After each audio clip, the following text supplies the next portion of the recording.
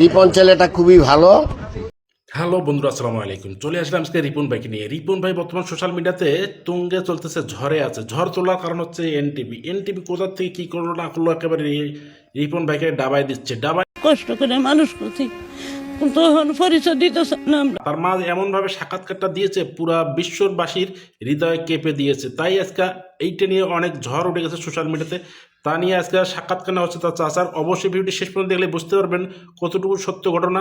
এবং সাদা মানুষের মনে কিন্তু কাদা থাকে, এটা আমরা কখনো বুঝতাম না। চলুন ভিডিও শেষ পর্যন্ত দেখবেন, ইনশাল্লাহ সত্য ঘটনা পেয়ে যাবেন।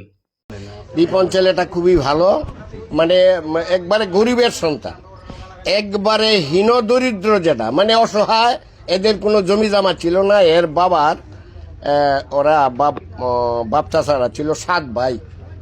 ওর বাবাও ছিল খুব গরিব মানুষ, বুঝছেন। তে এই ছেলেটা ওই কাঠমেস্তরির কাজ করতো, তবু ভালো মেস্তরি না, মানে এই টুকটাক কাজ করে জীবিকা নির্বাহ করে। এরপরে একদিন হঠাৎ করে দেখলাম যে ওইদিকে এইভাবে ক্যামেরা নিয়ে আসে তার নিতেছে, এই যে কথাবার্তা নিতেছে আর কি।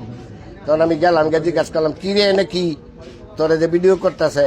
আমার কাছে কাকু এটা আপনি বুঝতেন না, এটা টিপটপ। আমি আবার টিপটপ না, এই যে বিষয়টা পরে তুই বিপদে পড়বি কোন অবস্থায় তুই জানি না কয়ে না কাক্কা টিপটপ। এই টিপটপের মাধ্যমে এখন বুঝতাম পারলাম যে এটা ওই কোনো বোধহয় যে কোনো কোম্পানির বোধহয় তারে পয়সা টয়সা দেয়, দিলে পরে যে তার এই বিষয়টা নিয়ে সে জীবন বাঁচাইতেছে।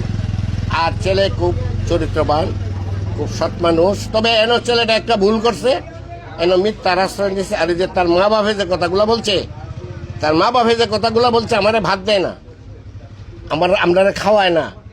বাড়ির থেকে যে ছেলেটারে বিতাড়িত করছে, এই ছেলেটা এই নূরপুর থেকে এসে বেশ কিছুদিন এই বিয়ার করিয়া অনেকদিন থেকে কষ্ট করছে, ভীষণ কষ্ট করছে। মানে আমি না শুধু আমার এলাকার সবাই বলবো যারা জানে আর কি।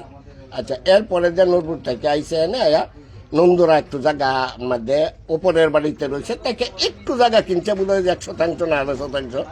অন এনে একটা ঘর করতেছে, এটা টিপটপে করে দিতেছে, মানে কোম্পানি থেকে করে দিতেছে। এই বিষয়গুলা দেখিয়া তার মা বাবার সহ্য হইতেছে না, মনে করছে যে আমার ছেলে লাখ কোটি টাকা কামাইতেছে। এই যে এখন সে এই যে এরা বলছে যে আমরা বাদ কাপড় দেয় না, তার জীবনটাই তো পালতে পারে না, তো ওদেরকে বাদ দিব কেমনি? আর দিতে চায়। আমি যদি আমার মারে ভাত, আমার বাবারে ভাত কাপড় দিতে চাই, আমার মা যদি ইচ্ছা করে, বাবা ইচ্ছা করে না খায়, তখন আমার কি করার আছে? রিপনের মা বাবা তো আপন বের করে দিছে। কি কারণে বের করে দিয়েছিল? এইটাই তো বলা, মানে কাজ কাম করে না। এই খালি এইটা না তো, আরেকটা ছেলে আছে মেস্তরি, এইটা ওখানে যে কোন জায়গায় থাকে জানি, কই থাকতাম না। আর মেয়ে আছে 2-3টা, এরা ওই যে গার্মেন্টসে কাজ করে। এই মৈরম, রিপনে কি একটু থাকবে, রিপন কি তার মা বাপ রে বাদ দেয় না, না তার মা বাপে খায় না? কোনটা মা বাপে খায় না? মা বাপে খায় না। আচ্ছা, এই আরেকটা মহিলা আছে, আপু একটু সামনে আসবেন। হ্যাঁ হ্যাঁ, একবার কেন 100 বার? আপনি বলতেছেন তার মা বাবা ভাত খায় না তার? হ্যাঁ, না খায় না। এই রাহার এসে দিকে আচ্ছা কাকা, এই যে বউ বাচ্চাটা যে অস্বীকার করলো, এই বিষয়টা এটা এই কথাটা বলতে চায় না, মা বাপ এই কথাটা পরে বলছে। কাট দিয়ে নিন সব ভাই। আচ্ছা,